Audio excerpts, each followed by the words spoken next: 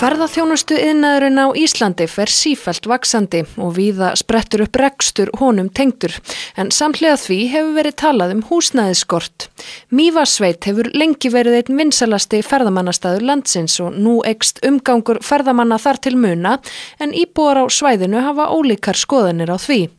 Við ræddum við unga konu sem flutt aftur í heimabyggð ásamt eiginmanni sínum og 4 börnum en hún segir mikla þörf á stefnumótun í sveitinni.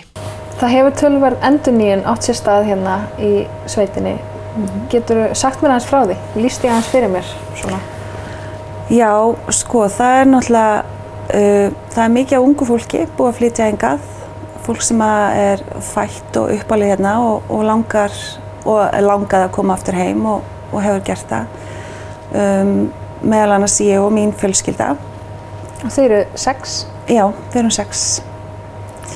Þannig að við erum hérna, Stefán maðurinn minn héðan og við erum 4 börn. Þannig að eftir 7 ára fjarveru í Reykjavík þá fluttum við aftur hingað í sveitina. Ætlum að athuga hvort að við gætum búið hér, starfað hér og búið hérna. Og hvað það sem dregur ykkur aftur heim? Þetta náttúrulega bara yndislegasti staður á Íslandi, Mývatnssveit. Ég vona að ég móðgenga Húsvíkinga þó ég sé það, en mér finnst Mývatnssveit bara æðislegur staður. Náttúrulega yndislegt að vera hérna á sumrin þó að sé erfiðar á veturnar, kalt og dimmt og mikill snjór oft. En það er bara eitthvað við hennar stað sem yndislegt, mann líður rosalega vel hérna. Og þið hugsið ykkur þetta sem svona ykkar framtíðarheimili vonandi? Já, vonandi. Við svona eftir langt háskólanám í Reykjavík þá urðum við að taka ákvörðun hvort við ætlum að leigumarkaðinn í Reykjavík eða kaupa og sem fátækir námsmenn þá ákváðum við að koma hingað og láta á það reyna í 1 til 2 ár, svona sjá hvernig það myndi ganga. Og það byrjaði nú á því að við fluttum inn til tengdaforeldra minna. Því það var ekkert húsnæði á lausu og við áttum svona vona að það myndi kannski losna með haustinu en síðan liðið heilt ár og við erum bara enn inn á Tengdó sem alveg yndislegt en það líka erfitt náttúrulega að vera stór fjölskylda inn á öðrum. En hvernig stendur á því? Ekkert húsnæði í boði? Nei, það ekkert húsnæði í boði. Það alveg húsnæði hérna sem ég myndi segja að væri í rauninni laust og ekki laust. Ég meina það eru einstaklingar sem búa hérna einir í stórum einbýlishúsum, fjarri fjölskyldunum sínum, stunda hérna störf. Annað keypt undir ferðaþjónustu, ýmist fyrir starfsfólk sem kemur til að vinna hérna á sumrin. Nú eða menn hefja einhvern rekstur. Gistiheimili og svoleiðis. Og svo eru sumarbústaðir. Það fólk sem kemur inn bara á sumarbústaði í þorpinu. Og þannig að já, við vorum búin að skrifa lista af öllu sem okkur mögulega datt í hug, en við bara komumst hvergi inn. Nú mikið talað eins og bara ef við tökum miðborg Reykjavíkur sem dæmi að þar sé allt orðið undirlagt af hótelum og það ekkert byggt þar eða keypt öðruvísi en það sé gert að einhverjum rekstri tengdum ferðaþjónustu. Það sama að gerast hér? Já, í rauninni. Þú veist, þetta lítið þorp og í rauninni 4 íbúðagötur og í götun sem ég bý í Skútarhrauni, þar hefur aldrei verið gisting en í öllum hinum 3 það í annað húsnæði undir starfsfólk eða gistingu.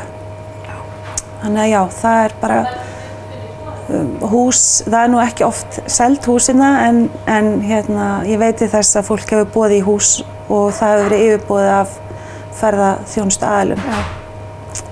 Það auðvitað alltaf vilji svona sveitarfélaga að fá unga fólkið aftur til sín eftir nám.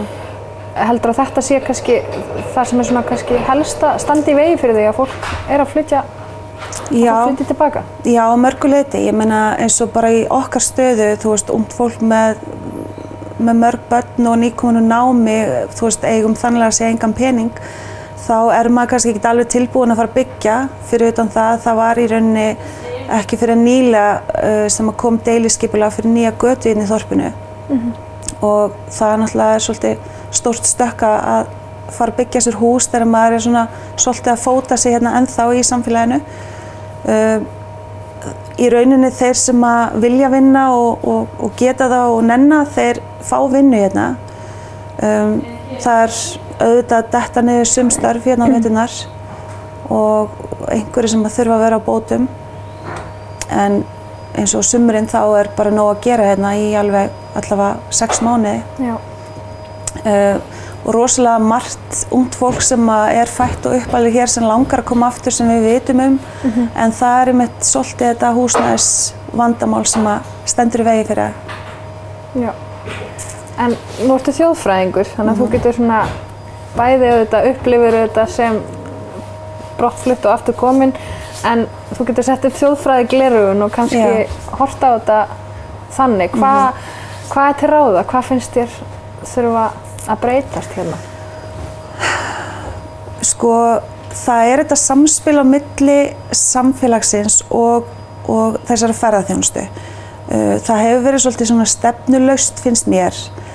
Mývatnssveit ofboðslega vinsæll ferðamannastaður og bara svona sitt sýnist hverjum það. Ég meina, við erum með þetta litla þorpina og það þarf bara svolítið að ganga þetta samfélag og þessi ferðaþjónusta og það þurfa allir að geta verið sáttir í því. Þorpið finnst mér að eigi að fá að vera svolítið í friði fyrir allavega þessum gistingum. Við erum með fullt af hótelum en það verið að fara að byggja ný hótel og nóg af landi í rauninni til að byggja án þess að þurfa að vera að tróða því inn í þorpið. Það sem að þú vilt þekkja nágrannaðinn, þú veist,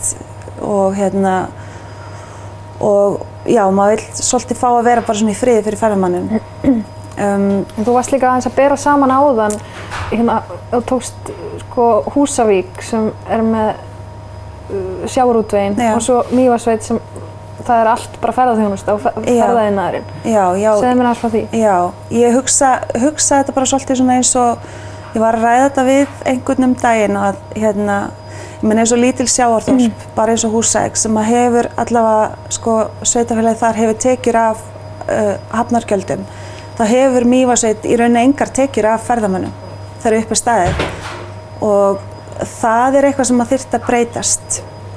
Nú veit ég ekki, sko, það náttúrulega bændur sem eiga land hérna og oft finnst mér þeir mjög þverir og þrjóskir varðandi bara, þú veist, að finna lausnir og uppbyggingu á þessum stað sem nýtist samfélaginu í heild og ég reyndar búið með ferðamálafræði líka frá Hólum þannig að, þú veist, ég veit að það að vinna saman, það skilar árangri og hérna, ég held að séu nú svona flestir allavega ferðaþjónustuaðilar farnir dett inn á það að vinna meira saman. Það hefur breyst finnst mér á síðustu árum. Og hérna, en það þarf einhvern veginn að skapa sátt þetta, þú veist, bara, ég meina, þetta rosa lítill staður með litla búð sem bara gjörsamlega springur á sumrin.